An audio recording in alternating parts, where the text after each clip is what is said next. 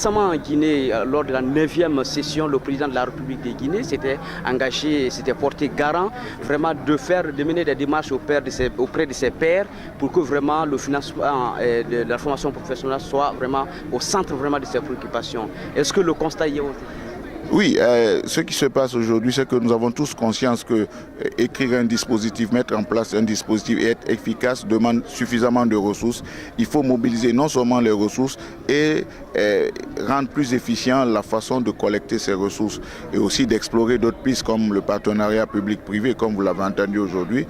Je me souviens bien, le président, lors de la 9e édition du RAFPRO, de l'Assemblée générale du RAFPRO qui s'est tenue à Conakry, a bien dit deux choses. Il a dit deux choses, n'est-ce pas, notamment ouvrir le fonds au fond de l'Afrique centrale, notamment le Cameroun et le Congo. Il a aussi dit qu'il allait faire un plaidoyer auprès des présidents du réseau africain de fonds qui finance la formation professionnelle afin que les gouvernements s'impliquent de plus en plus dans la mobilisation des ressources pour la formation professionnelle.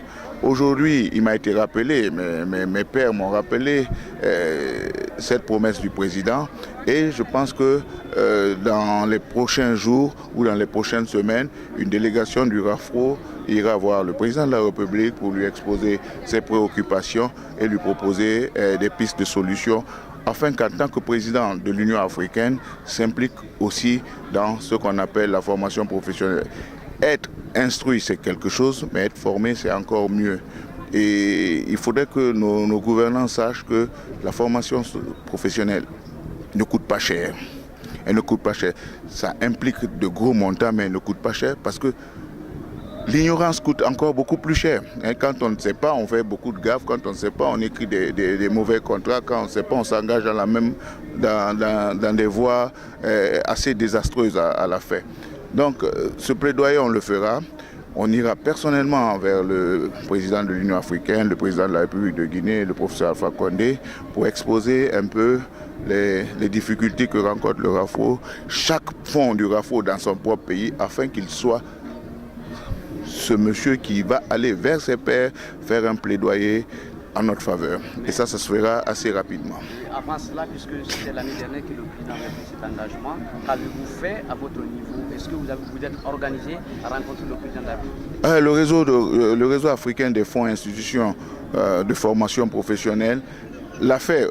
À Bamako, ici, le président du réseau est là, le président du FAFA Niger est là, celui du Mali est là, celui de la Guinée est là, celui de la Côte d'Ivoire aussi là.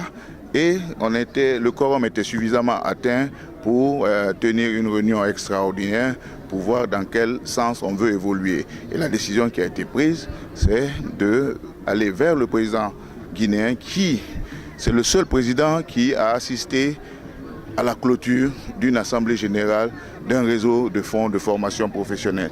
Et nous avons aussi le seul premier ministre de la zone qui a assisté à une cérémonie d'ouverture d'une assemblée générale. Depuis que le réseau existe, ça fait 10 ans. C'est une première et c'est un signe, et ce n'est pas pour rien que nous allons aller vers lui, le RAFPRO, pour exposer nos problèmes et essayer de voir, parce qu'on sait qu'avec lui, le plaidoyer qu'il fera, c'est un monsieur très écouté et nous pensons qu'il réussira à sonner la cloche d'alarme.